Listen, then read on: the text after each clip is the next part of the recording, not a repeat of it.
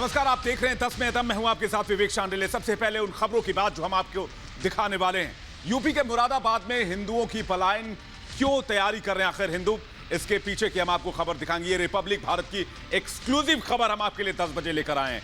इसके अलावा मोदी के खिलाफ विपक्ष की चाय पॉलिटिक्स का असर क्या होगा, इस पर भी नजर डालेंगे। टीएमसी चाट पापड़ी की सियासत से क्या हासिल करना चाहती है, आखिर ऐसी बयानबाजी क्यों की जा रही है। राहुल ने साइकिल की सवारी कर आज क्या संकेत दिए, यह खबर भी होगी। योयो हनी सिंह जो रैपर भी हैं, उन पर कानून का शिकंजा कस सकता है। और पाकिस्तान के प्रधानमंत्री इमरान खान अपना मकान किराए पर क्यों देना चाहते हैं। इसके अलावा दिन की सभी बड़ी खबरें आपके सामने होंगी अगले आधे घंटे में। लेकिन उससे पहले आपको बता दें कि आज कू के लिए हमारा सवाल क्या है। रिपब्लिक भारत आपसे जुड़े हर एक मुद्दे की आवाज उठाता है, तो आप भी अपनी आवाज उठाइए और रखिए अपने विचार कू ऐप पर। कू के लिए हमारा सवाल आज यह है कि संसद में विपक्ष मुद्दों पर बहस न करके क्या अपनी भूमिका से भाग रहा है या अपनी भूमिका सही से नहीं निभा रहा है। अभी डाउनलोड करें कू ऐप, रखें अपने विचार अपनी भाषा में। और सबसे पहले बात, उत्तर प्रदेश का मुरादाबाद चर्चा में है। सवाल यह कि आखिर 81 हिंदू परिवार एक साथ पलायन क्यों कर जाना चाहते हैं। आइए देखते हैं ये एक्सक्लूसिव खबर।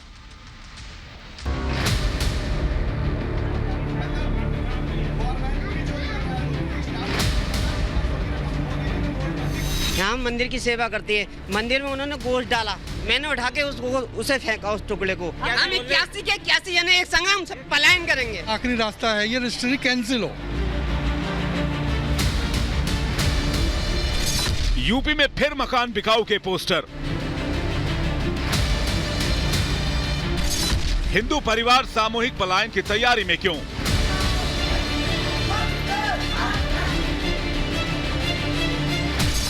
पलायन पर मजबूर परिवार लगाए गुहार।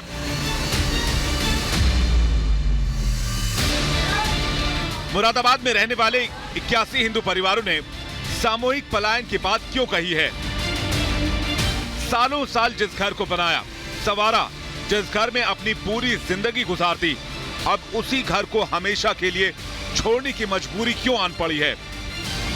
और ये ऐसा नहीं है कि सब ये कोई छोटे मोटे लोग हैं, सब पढ़े लिखे लोग, समझदार लोग हैं, कोई ऐसा वैसा नहीं है इसमें। मुरादाबाद के लाजपत नगर में रह रहे इन परिवारों ने सामूहिक पलायन के पोस्टर लगाए हैं। पोस्टर में सबसे ऊपर लिखा है, सामूहिक पलायन, शिव मंदिर कॉलोनी, लाजपत नगर, मुरादाबाद, पूरी बिकाऊ है, संपर्क करें कॉलोनी निवासियों से। कॉलोनी के गेट के अलावा 81 परिवारों ने अपने अपने घरों के बाहर भी पलायन के पोस्टर चिपका दिए हैं। कॉलोनी में रहने वाले लोगों का आरोप है कि इस कॉलोनी में साजिश के तहत रह रहे लोगों को परेशान किया जा रहा है। अपने मत से और बिना किसी के दबाव में सबने एक साथ मकान बेचने का, पलायन करने का यहाँ से ये निर्णय लिया। पीड़ित परिवारों की शिकायत को लेकर रिपब्लिक भारत की खबर का असर हुआ। खबर दिखाए जाने के बाद मुरादाबाद के टीएम एक्शन में आए और कॉलोनी के लोगों से मिलने पहुंचे, जहां रिपब्लिक भारत ने टीएम से एक्सक्लूसिव बातचीत की। अभी बात करने जा रहा हूँ। अच्छा। यही बगल में ही रामलीला ग्राउंड है, वहीं पर हम लोग बैठ के बात कर रहे हैं। वहीं योगी सरकार के कानून मंत्री ब्रजेश पाठक ने रिपब्लिक भारत के जरिए मुरादाबाद के 81 हिंदू परिवारों को भरोसा दिलाया कि वो पीड़ितों के साथ हैं। पूरे प्रकरण की जानकारी हम मुरादाबाद के लोकल एडमिनिस्ट्रेशन से करेंगे और इसमें हर संभव उनकी हम मदद करेंगे। लोग अफवाह फैलाने का काम करते हैं, यदि अफवाह हुई तो भी हम कार्रवाई करेंगे। हम पीड़ित लोगों के साथ हैं, जो भी पीड़ा हमें बताएगा हम उसके साथ करेंगे। यूपी में पलायन की कहानी नई नहीं है। इससे पहले साल 2016 में यूपी के ही कैराना में पलायन के पोस्टर लगे थे। ऐसे में बड़ा सवाल ये कि आखिर आजादी के 70 साल बाद भी देश में रह रहे लोग पलायन को मजबूर क्यों हैं। आखिर कौन यूपी में सामूहिक पलायन की साजिश रचकर सांप्रदायिक माहौल बिगाड़ने की कोशिश कर रहा है। Bureau report, Republic Bharat. वहीं दूसरी तरफ उत्तर प्रदेश में माफियाओं पर योगी सरकार का शिकंजा लगातार कसता जा रहा है।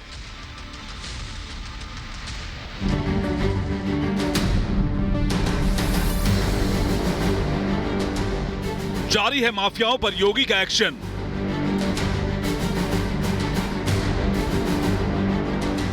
यूपी में माफिया राज का हुआ द एंड। योगी सरकार यूपी में माफियाओं के खिलाफ लगातार कार्रवाई कर रही है। योगी सरकार ने मुख्तार अंसारी की पत्नी और 2 सालों की गाजीपुर के सैयद बाड़ा मोहल्ले में बने रेजिडेंशियल बिल्डिंग की कुर्की करा दी। वहीं लखनऊ की गोमती नगर इलाके में मुख्तार अंसारी के ससुराल के आवासीय फ्लैट को कुर्क करने के लिए गाजीपुर पुलिस टीम को लखनऊ भेज दिया गया है। पुलिस विभाग से मिली रिपोर्ट के आधार पर मुख्तार अंसारी की पत्नी अफशा अंसारी और साले सरजील रजा की लगभग 2 करोड़ 18 लाख की प्रॉपर्टी को सीज करने का आदेश दिया गया है। इस आदेश पर एक्शन लेते हुए प्रशासन ने गाजीपुर के सैयदबाड़ा इलाके में रेजिडेंशियल बिल्डिंग को सीज कर दिया। सीज की गई बिल्डिंग की बाजार में कीमत लगभग 1 करोड़ 18 लाख रुपए आंकी जा रही है। साफ है कि योगी सरकार माफियाओं के खिलाफ लगातार एक्शन में है। गुंडों और माफियाओं की संपत्ति को सीज किया जा रहा है, जिससे राज्य में अपराध मुक्त वातावरण तैयार किया जा सके। यही नहीं, हथियारों के अवैध लाइसेंस को लेकर भी प्रशासन तेजी से कार्रवाई कर रहा है। Bureau report, Republic Bharat. 5 अगस्त को योगी आदित्यनाथ रामलला के दर पर क्यों जा रहे हैं, आइए देखते हैं।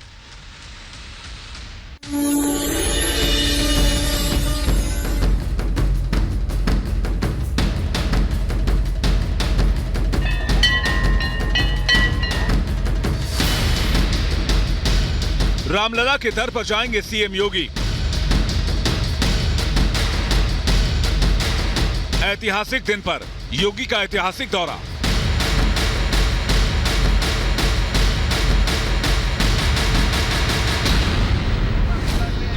पांच अगस्त ही वो तारीख है जब अयोध्या में पीएम मोदी ने भव्य और ऐतिहासिक राम मंदिर के निर्माण के लिए भूमि पूजन किया था।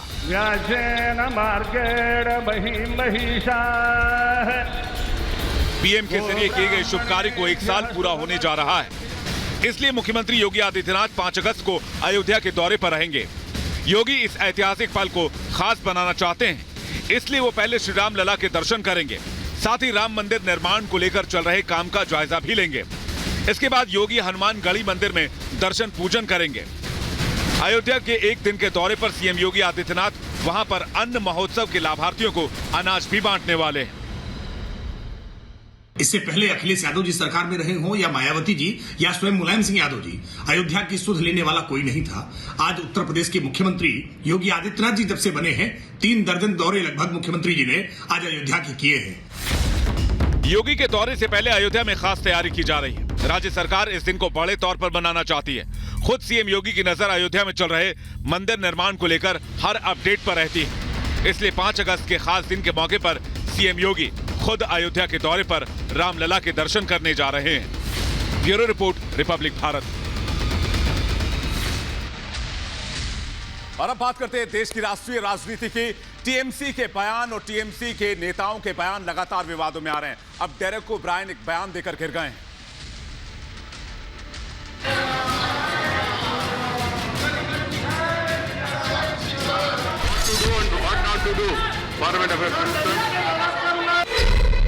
टीएमसी की चाट पापड़ी वाली सियासत,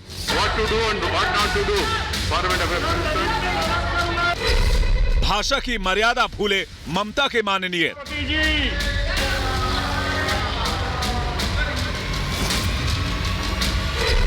विरोध के नाम पर संसद का अपमान क्यों?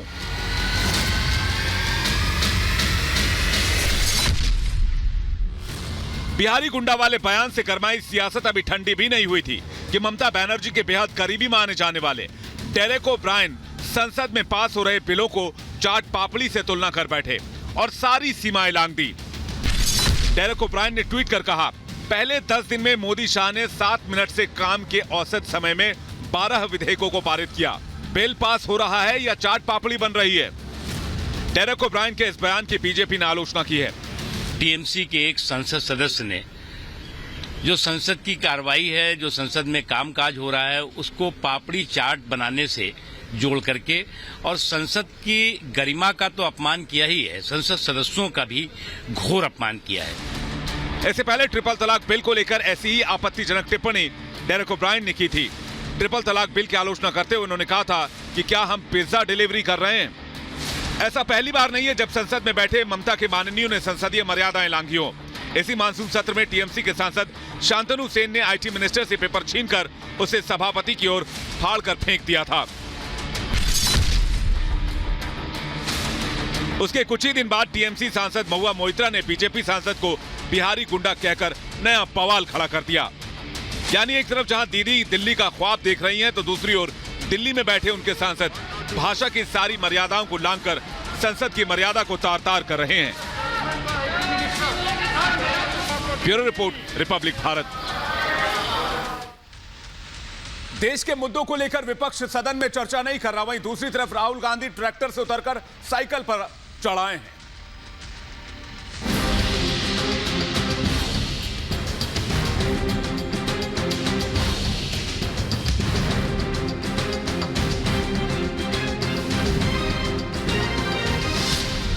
ट्रैक्टर और साइकिल वाली राजनीति के सहारे राहुल।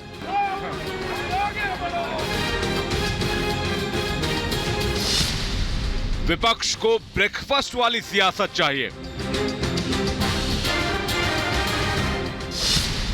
चर्चा नहीं, हंगामा है मकसद विपक्ष का।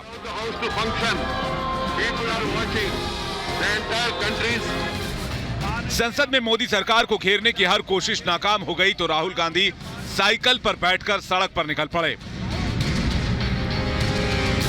सड़क पर साइकिल को आगे बढ़ाने की कोशिश कर रहे राहुल गांधी को विपक्षी दलों का भी भरपूर साथ मिला। संसद के दोनों सदनों में कभी नए कृषि कानून पर तो कभी पेगासस जासूसी केस लेकर कांग्रेस समेत विपक्षी दलों का हंगामा अभी भी जारी है। जनता की गाड़ी कमाई हंगामे की भेंट चढ़ रही है, लेकिन इस बात से ना ही कांग्रेस को कोई फर्क पड़ रहा है और ना ही सड़क पर राहुल का साथ दे रही विपक्षी पार्टियों को। इन्हें तो सिर्फ मतलब साइकिल मार्च और ब्रेकफास्ट की टेबल पर बैठकर सियासत चमकाने से है। हम तो चाहते कि हर चीज चर्चा, लेकिन शुरू करो पेगासस मुद्दे से। तो पेगासस मुद्दे से, पेगासस जासूस कांड में अगर शुरू करे तो सरकार के ऊपर का आसमान टूट पड़ेगी क्या? ये इस बात का प्रतीक है कि विपक्ष एकजुट भी है और दृढ़ निश्चय रखता है इस देश के प्रजातंत्र की रक्षा करने के लिए और नागरिकों के अधिकारों की। विपक्ष की राजनीति से सवाल ये उठता है कि जिन मुद्दों को लेकर कांग्रेस ब्रेकफास्ट पर विपक्ष को बुला रही है और विपक्ष के साथ मिलकर संसद तक साइकिल मार्च कर रही है, क्या उन मुद्दों को संसद में बैठकर चर्चा के जरिए नहीं सुलझाया जा सकता? Bureau report, Republic Bharat. और देश में विपक्ष का हाथ मजबूत करने के लिए एंट्री हो गई है लालू प्रसाद यादव की।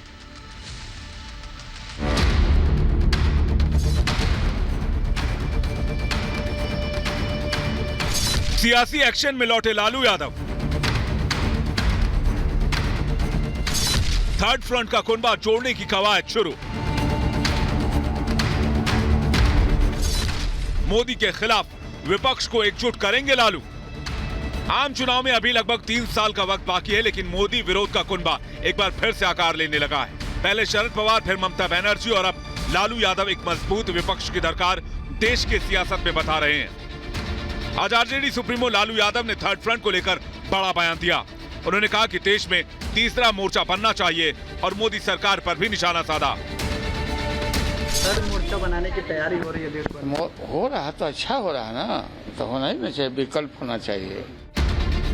एक दिन पहले मुलायम सिंह से मुलाकात करना और उसके बाद थर्ड फ्रंट का जिक्र कर लालू प्रसाद यादव ने देश की राजनीति में गर्मी बढ़ा दी है। साथ ही लालू प्रसाद यादव पेगासस मामले में खुलकर जांच की बात भी कह रहे हैं। इसका हो जाना चाहिए, प्रकाशन होना चाहिए कि कौन कौन है क्या है। मोदी सरकार के सत्ता में आने के बाद ये पहली बार नहीं है जब विपक्ष ने थर्ड फ्रंट की बात कही हो। चुनाव दर चुनाव ये चुनावी कुनबा बनता बिगड़ता रहा है, लेकिन इस बार ये कुनबा सियासत का कौन सा खेल दिखाने वाला है, ये देखना दिलचस्प होगा। Bureau report, Republic Bharat. और अब बात मशहूर रैपर और म्यूजिक कंपोजर हनी सिंह की, जो घरेलू हिंसा के विवाद में फंसे नजर आ रहे हैं। उनकी पत्नी ने उनके खिलाफ शिकायत दर्ज कराई है।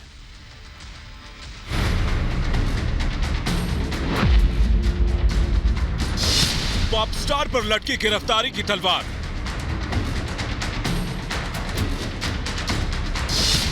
हनी सिंह पर लगे घरेलू हिंसा के आरोप। योयो पर चलेगा कानून का हंटर। अपने गानों के जरिए बुलंदियों के आसमान तक पहुंचने वाले योयो हनी सिंह एक बार फिर से सुर्खियों में हैं, लेकिन इस बार बुलंदियों को छूने की वजह से नहीं, बल्कि घरेलू हिंसा के आरोपों की वजह से। हनी सिंह पर पत्नी शालिनी तलवार ने घरेलू हिंसा का आरोप लगाया है। तलवार ने the protection of women from domestic violence act के तहत कोर्ट का दरवाजा खटखटाया है। शालिनी तलवार ने हनी सिंह पर शारीरिक हिंसा, यौन हिंसा, मानसिक उत्पीड़न और आर्थिक हिंसा जैसे गंभीर आरोप लगाए हैं। शालिनी तलवार ने हनी सिंह के साथ उनके माता पिता और बहन पर भी गंभीर आरोप लगाए हैं। 20 साल की दोस्ती के बाद साल 2011 में हनी सिंह और शालिनी सिंह ने शादी रचाई थी।